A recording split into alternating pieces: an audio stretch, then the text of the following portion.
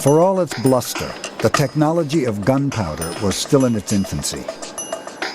The real power of the conquistadors lay elsewhere, with the production of steel. Toledo had some of the best swordsmiths in the world.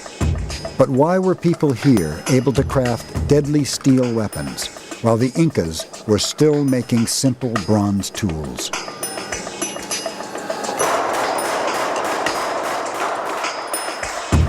There was nothing innately brilliant about Europeans themselves that allowed them to be the ones to make high-quality swords.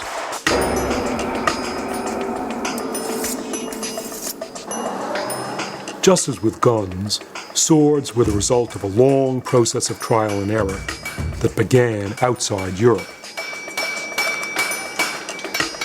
People started working with metal in the Fertile Crescent 7,000 years ago.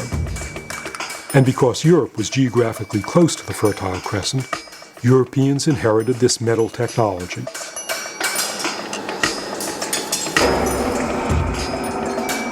But they took this technology on to a new level. European soldiers demanded stronger, longer, sharper swords. This is what a Toledo sword looks like when it's finished. This particular one is modeled on the sword that Pizarro carried. It's a fearsome weapon. It's used for stabbing, and it's also used for slashing, and I can easily understand how the person wielding the sword could kill dozens of people within a short time. Swords like this, rapiers, represented a high point in a very sophisticated metalworking technology.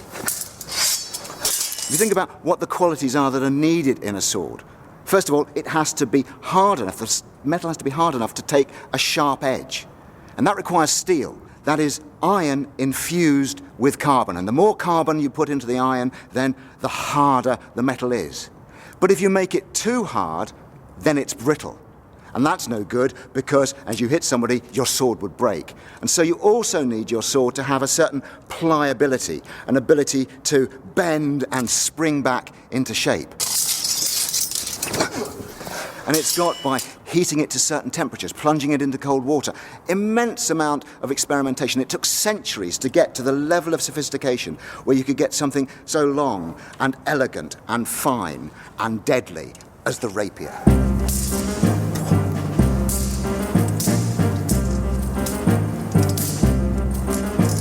The rapier, with its extra-long blade, was developed as a dueling weapon, but became so fashionable in Renaissance Europe, it was the sword of choice for any aspiring gentleman. The word rapier derives from the Spanish term espada ropera, and that means dress sword. And for the first time in Spain, we start to see people wearing the sword with their everyday clothing, their civilian dress, going about their everyday business. They didn't do that in the Middle Ages. This is something new in the 16th century. And it's saying, I have arrived, I am a gentleman, I am upwardly mobile, and I claim ancestry from the knights of the Middle Ages. It was very much a symbol of the conquistadors' aspiring greed. The thing that drove them through all their hardships, the thing that made them go to the Americas, was their lust for gold, their lust for self-advancement. And the rapier absolutely symbolized that overbearing avarice.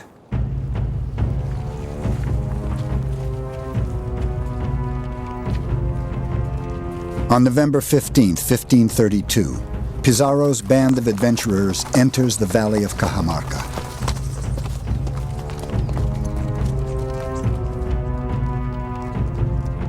They've been told that Atahualpa is waiting for them here, but they're not prepared for the sight that greets them. In the hills beyond the town of Cajamarca is the Imperial Inca army, 80,000 men in full battle order.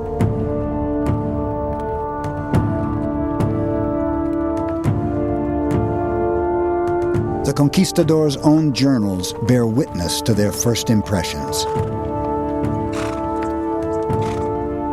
Their camp looked like a very beautiful city.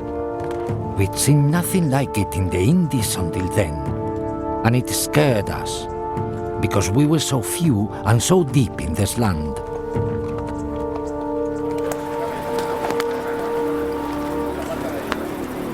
Pizarro sends a party of his best horsemen into the heart of the Inca camp. They are led by Captain de Soto.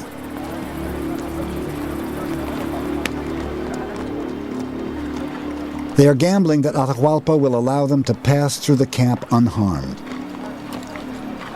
and agree to meet them. Soto's visit had a very important psychological purpose: to intimidate the Inca in front of his people, challenging him with a horse.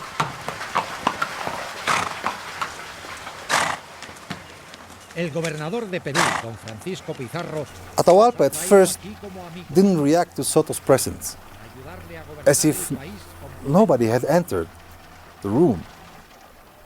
Once the horse comes eye to eye with the Inca is still calm, showing that the horse has no impact on him, calling Soto's bluff.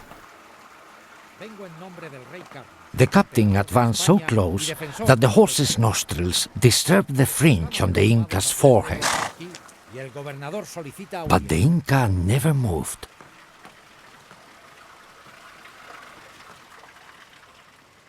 And then, after a brief silence, comes Atahualpa's explosion.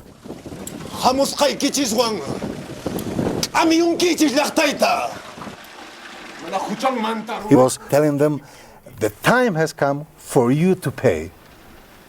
I understand this as the time has come for you to pay with your lives. Pakaring, umalik ni kichiswan tupasak. Umalik ni kichiswan.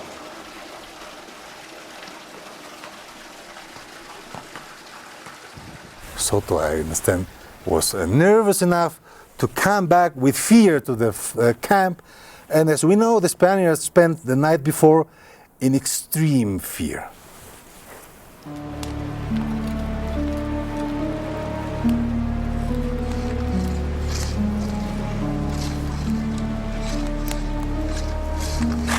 The conquistadors have made their camp in the town of Cajamarca.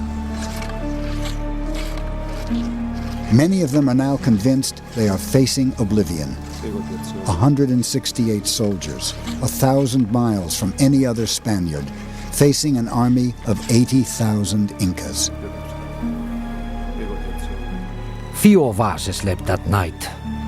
We kept watch in the square, from where we could see the campfires of the Indian army.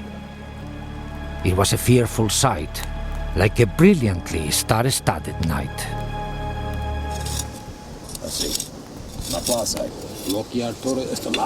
Pizarro and his most trusted officers debate their options for how to deal with Atahualpa.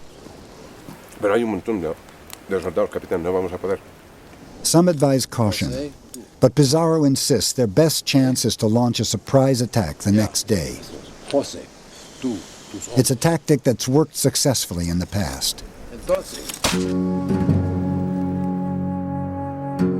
12 years before Pizarro went to Peru, another famous conquistador, Hernán Cortés, had gone to Mexico and encountered another formidable civilization, the Aztecs.